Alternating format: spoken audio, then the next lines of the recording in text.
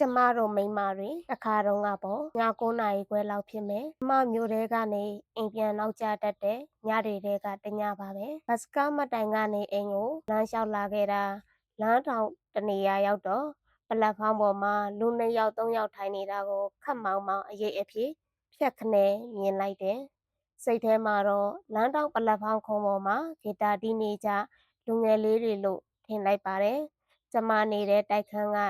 လမ်းထိပ်လမ်းထောင်ဆိုတော့ဂီတာတီးတဲ့အုပ်စုရှိကနေခဏခဏဖြတ်လျှောက်သွားရဘူးပါရဲ့။ဝရန်တာဘက်ကိုအကြောင်းတစ်ခုခုကြောင့်ထွက်မိရင်လည်းဂီတာတန်နဲ့တချင်းဆိုတန်ကိုကြားရဘူးပါရဲ့။ကျမတို့ဟာသူတို့ဂီတာတီးနေကြတာပါပဲ။လမ်းသွားတဲ့လူတွေကိုဘာမှအနှောက်အယှက်ပေးတာမဟုတ်ဘူး။ဒါပေမဲ့အဲ့ဒီညကတော့ကျမစောစောကပြောတဲ့လူရိပ်တစ်ခုဘေးကိုလည်းရောက်လာရောအမျိုးသမီးတန်နဲ့ဘယ်ညာဆိုပြီးကျမခြေလမ်းတွေကိုလှောင်ပြောင်စနောက်သူကြားလိုက်ရတော့တာပါပဲအဲ့ဒီမိန်းမတွေကိုကြားလိုက်တော့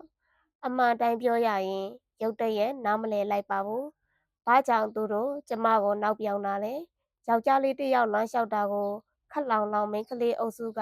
စနောက်တယ်ဆိုတာကမှဖြစ်နိုင်ခြေရှိသေးတယ်။ဒါတောင်အဲ့ဒီကိစ္စဟာကျမဘယ်လို့မှမူတာမပွားနိုင်တဲ့ကိစ္စပါ။အခုလိုမိန်းမတစ်ယောက်လမ်းလျှောက်တာကိုမိန်းမတွေကစားနောက်တဲ့အဖြစ်ကို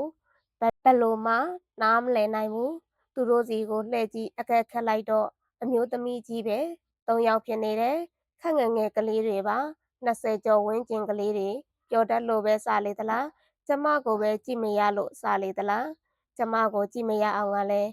ကိုကသူတို့ကိုတီးတာမဟုတ်လမ်းထဲကမိကောင်းဖခင်သမီးကလေးတွေလားသူတို့ဘာလို့အဲ့ဒီလိုစားနောက်ချင်ကြပါလဲကျမစဉ်းစားကြည့်တယ်လေယောက်ျားလေးတစ်ယောက်လမ်းလျှောက်သွားတာကိုယောက်ျားလေးအုပ်စုကအဲ့ဒီလိုစားနောက်ဘူးသလားကျမမြင်ဘူးကြုံဘူးသလားပေါ့တခါမှမမြင်ဘူးပါဘူးယောက်ျားလေးတွေကမိန်းကလေးကိုစားနောက်တာလိုက်နောက်လျှောက်တာတော့မြင်လဲမြင်ဘူးတယ်ကြုံလဲကြုံရဘူးတယ်မိန်းကလေးဖျက်လျှောက်သွားတာကိုဘာစကားနဲ့မှမပြောင်မနောက်ပဲမျက်နှာအရိပ်ကဲနဲ့တောင်မပြောင်မလောက်ပဲကိုစကားနဲ့ကို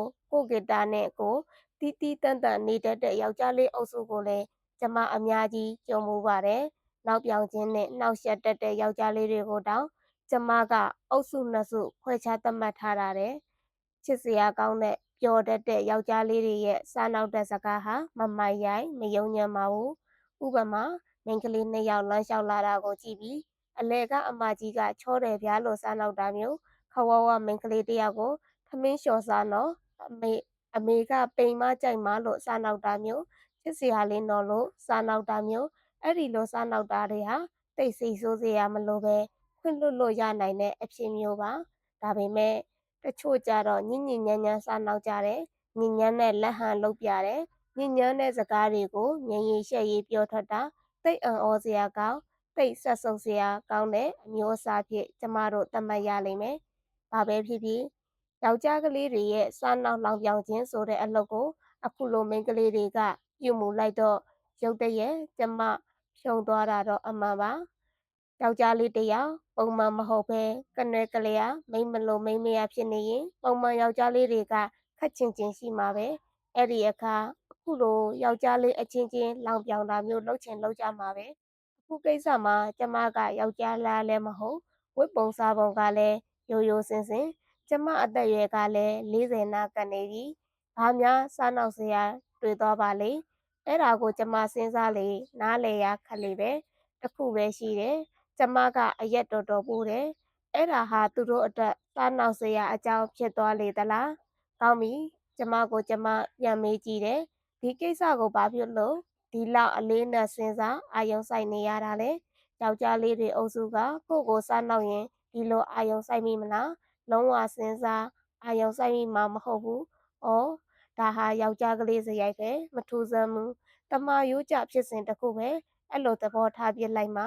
ဒါမှမဟုတ်သဘောထားဖို့ထီအောင်အသိစိတ်ထဲဝင်မလာပဲဖြစ်သွားမှာအမှန်ပဲ။ဒါဆိုရင်ကျမအခုဘာဖြစ်လို့အလေးအနက်အာယုံစိုက်နေတာလဲ။အဖြေကိုကျမရသွားတာကတော့အခုစားနောက်တာဟာမိန်းကလေးတွေဖြစ်နေလို့ဆိုတာပါပဲ။ဒါဆိုရင်ကျမဟာ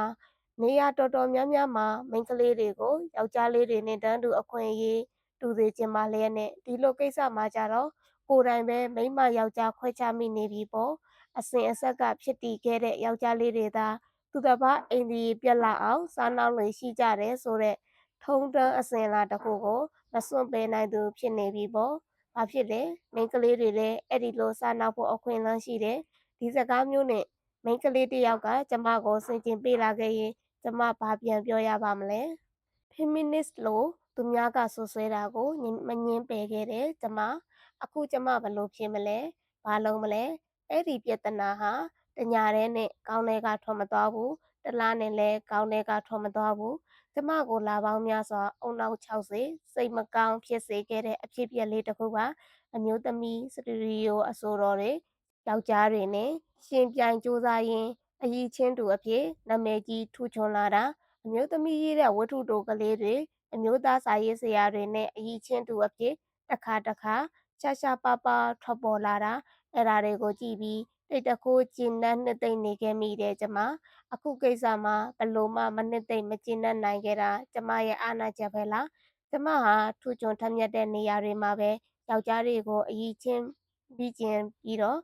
ဆိုးရွားတယ်လို့ကျမသတ်မှတ်ထားတဲ့ကိစ္စတွေမှာတော့ယောက်ျားတွေနဲ့အရည်ချင်းအတိုင်းမမိချင်ဘူးပေါ့။အဲ့ဒီလိုပဲကျမကိုဝေဖန်လိုက်ရပါတယ်။ဒီချိန်ကစပြီးကျမတို့မိန်းမတွေအကြောင်းကျမပိုပြီးအာရုံစိုက်လာမိတယ်ဆိုပါတော့ကျမတို့မိန်းမတွေကိုယ့်အကြောင်းကိုယ်အချင်းချင်းတိုးတိုးတိတ်တိတ်ဆွေးနွေးဝေဖန်ရင်အဖြေရှာကြည့်စရာတွေအများကြီးရှိသေးတယ်။ကျမတို့ကိုအားမနာတမ်းဝေဖန်ဆန်းစစ်ကြည့်ဖို့တော့လိုလိမ့်မယ်။ကျမတို့မိန်းမတွေယောက်ျားတွေနဲ့တန်းတူအခွင့်အရေးမရဘူး။နေရာတော်တော်များများအထင်သေးခံရတယ်။တစ်ခါအနှိမ်ခံရတယ်။ချုပ်ချယ်မှုခံရတယ်။ဟုတ်ပြီ။အဲ့ဒီတော့မှန်သင့်သလောက်မှန်တယ်။ကျမတို့မိန်းမတွေဘက်ကရောယောက်ျားတွေနဲ့တန်းတူအခွင့်အရေးယူဖို့ဘယ်လောက်များအရည်ချင်းပြည့်စုံကြလို့လဲ။ကျမတို့အများစုဟာတော်ရဲ့လား။ဉာဏ်ရည်ထက်မြက်ရဲ့လား။အစွမ်းအစရှိရဲ့လား။ရဲရင့်တတိနဲ့ပြည့်စုံရရဲ့လား။စီးပွားရေးလောကပညာရေးလောကလူမှုရေးလောက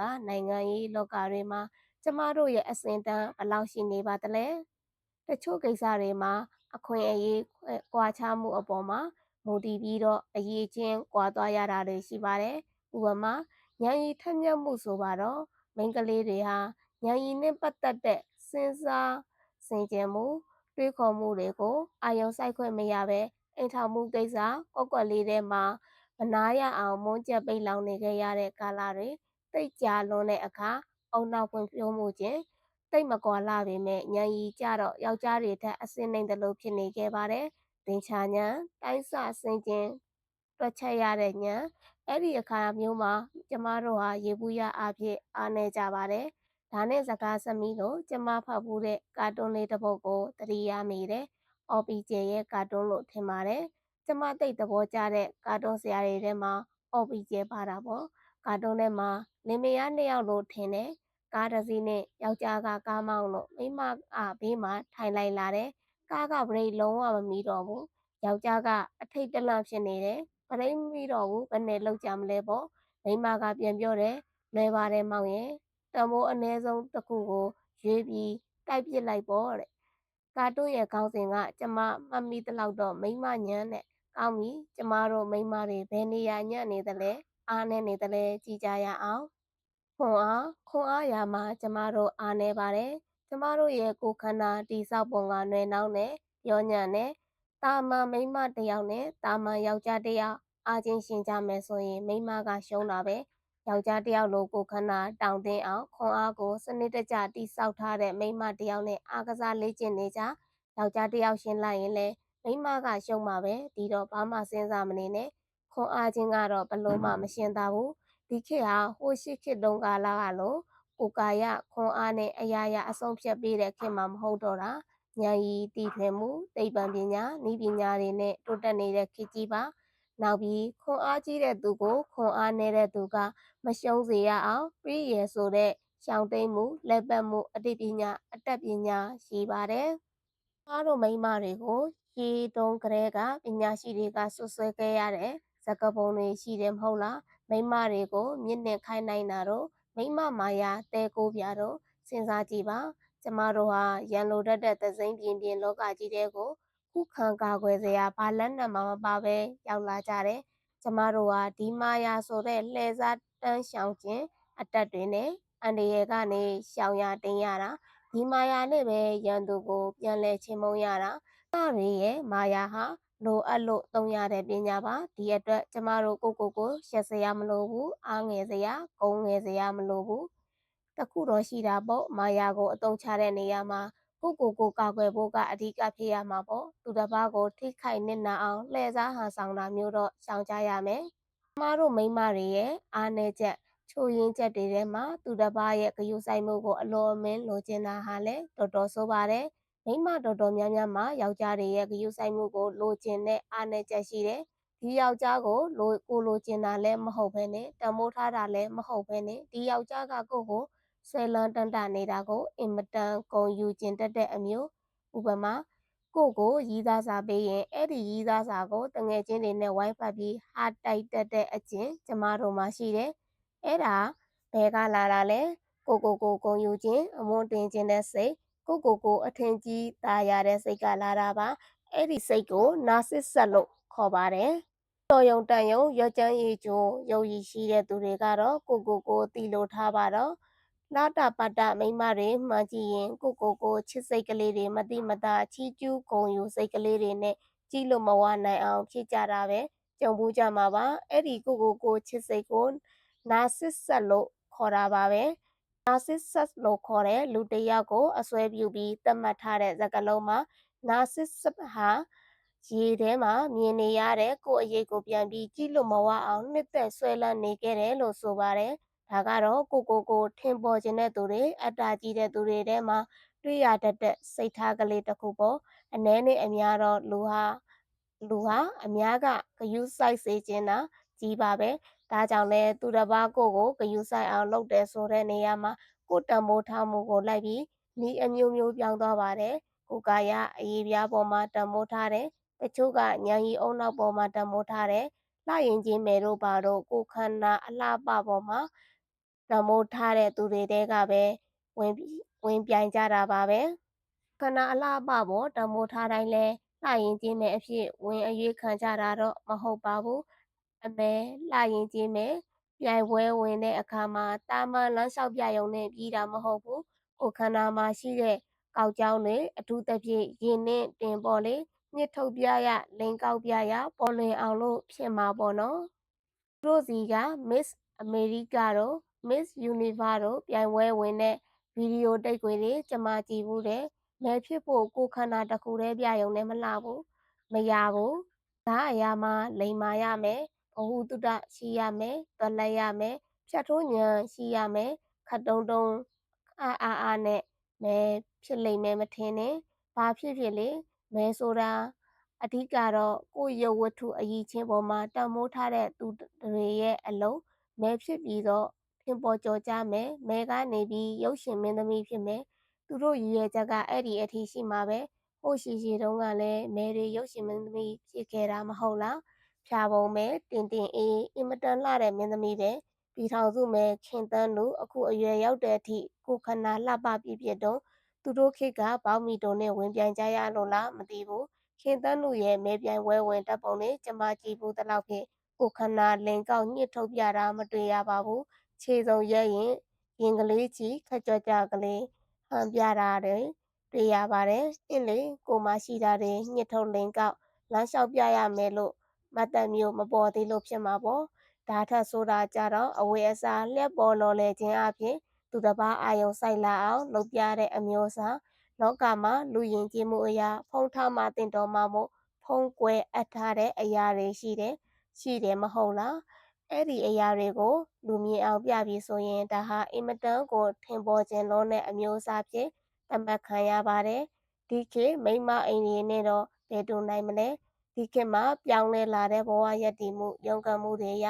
ထိုက်တဲ့လွတ်လပ်တဲ့အဝယ်စားကိုတော့ဝယ်ရမှာပဲထမိန်ခတ်တူဝစ်ချင်သလားရတယ်စကတ်ဝစ်ချင်သလားရတယ်ပေါင်ကြီးဝစ်ချင်သလားခပ်ပွားပွားဝစ်နိုင်သေးတယ်နည်းနည်းပေါ်ပြီးဝစ်ချင်သလားနည်းနည်းစဉ်းစား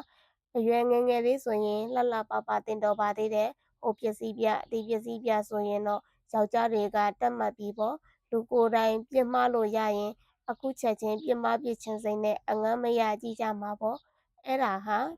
ယောက်ျားတွေရဲ့အပြစ်လားကျမတို့မိန်းမတွေရဲ့အပြစ်လားသူတို့စောဒကတက်เสียရပဲမဟုတ်လားကျမယောက်ျားတွေရဲ့မျက်လုံးမျိုးနဲ့ခဏခဏကြည်မြင်ခံစားမှုပါတယ်တော်တော်ရင်ခုန်စရာကောင်းတာပဲဟောလိဝုဒ်ကရုပ်ရှင်မင်းသား Richard Gere ရဲ့ဇနီးဟောင်း Cindy Crawford ဆိုရင်ကျမအလွန်ရင်ခုန်ရတဲ့မင်းသမီးကိုဟန်ပြမယ်ပါထားပါတော့လေဒါကကိုယ်ခန္ဓာအရည်ချင်းကိုတမိုးထားသူတွေရဲ့ဤပညာပေါ့ဟောကျမတို့လိုရုပ်ပိုင်းဆိုင်ရာအရည်ချင်းလုံးဝမရှိတဲ့သူတွေကြတော့ရောထင်ပေါ်ကျော်ကြားမှုကိုလိုချင်ဘူးတယ်လားဘယ်နေလိမ့်မလဲလိုချင်တာပေါ့ရုပ်ရည်ချွတ်တဲ့မိန်းကလေးတွေမိဘချမ်းသာရင်ရွှေငွေပစ္စည်းအလှပနဲ့ခုံယူကြတယ်အဲ့ဒီလက်ဝတ်ရတနာနဲ့အဝတ်အစင်ကိုကသူတမိုးထားတဲ့အရည်ချင်းကိုကျမဆိုရင်ရုပ်ရည်အရည်ချင်းကလည်းမရှိမိဘကလည်းပိုက်ဆံမချမ်းသာဒီအခါမှာကျမဘာဖြစ်လာသလဲပညာရည်ချင်းကိုတမိုးထားပြီးလူတွေရဲ့ဂရုစိုက်မှုကိုရခဲ့သူဖြစ်လာပါတယ်ပညာထူးချွန်ရခြင်းရဲ့အရာသာကိုကျမနှစ်သက်သွားတယ်ဒီအခါမှာကျမရဲ့ဘဝတမိုးဟာထူးချွန်ထက်မြက်ခြင်းရဲ့လို့ဖြစ်လာပါတယ်စာရေးစရာဖြစ်လာပြန်တော့အမှုပညာရှင်ဟာပညာရှာဖွေမှုအတွက်တမိုးထားတဲ့သူဖြစ်လာပြန်လာပေါ့ဒါကြောင့်လဲဘုတ်တွေပကြီကားတွေတိတ်ခွေတွေတက်ပြားတွေဝယ်ယူစုဆောင်ခံစားဖို့စိတ်အားထက်သန်ခဲ့ပေမဲ့ဖက်နှက်ကြတော့1000ထက်ဈေးများရင်ဝယ်ဖို့2မျိုးတွန်နေမိနေရောဒါကြောင့်လဲဗိုလ်ချုပ်ဈေးကိုတစ်ခါတလေတိတ်ခွေတွေတက်ပြားတွေအရှာသွားတဲ့အခါမျက်စိလေလန်းမှပြီးအဝယ်အစားအလားပပစ္စည်းတွေဆိုင်ဘက်ရောက်သွားရင်ကျမမှာရင်သက်ရှုံမောဖြစ်မိတယ်စမ်းလိုက်လှလိုက်တဲ့ပစ္စည်းတွေအမျိုးမျိုးပဲဈေးနှုန်းတွေဖတ်ကြည့်ရင်မေးကြည့်ရင်မျက်လုံးပြူရပါတယ်ကိုကသာဝယ်ဖို့စိတ်မကူနိုင်တာဝယ်လိုက်တဲ့မိန်းကလေးတွေမနှဲပါဘူးကြိတ်ကြိတ်တိုးနေတာပဲ